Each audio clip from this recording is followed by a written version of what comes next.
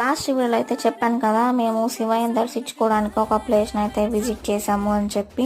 మీకు ఆల్మోస్ట్ అర్థమైపోయి ఉంటుంది. ఈ కొండల్ని చూసిన వాళ్ళని మేము విజిట్ చేసింది అయితే కోటప్ప కొండ అనమాట.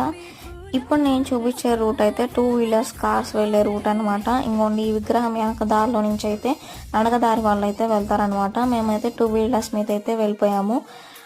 మధ్యలో ఛార్జ్ అయితే చేస్తారు 10 రూపీస్ అలా 2 వీలర్స్కి అయితే. ఇంకా ఈ కొండ మధ్యలో అయితే పార్క్స్, ఎక్వేరియంస్ అయితే ఉన్నాయి. లోపల ఫిష్ ఎక్వేరియం అయితే చాలా బాగుంటుంది అనమాట. ఖచ్చితంగా ఈసారి ఎప్పుడైనా వెళ్తే విజిట్ అయితే చేసేయండి. దానికి కూడా ఛార్జ్ అయితే ఉంటుంది, 20 రూపీస్ అలా ఛార్జ్ చేస్తారు పర్ పర్సన్ అయితే.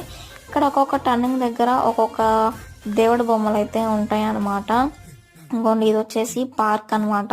దీని ఆపోజిట్గానే ఫిష్ ఎక్వేరియం అయితే ఉంటుంది. ఇంకా ఫైనల్లీ కొండపైకి అయితే వెళ్ళిపోయాము. నెక్స్ట్ వీడియో వచ్చేసి లోపల గుడి యొక్క అవుటర్ వ్యూ అయితే చూపించేస్తాను. Stay tune. అంతే వీడియో. బాయ్.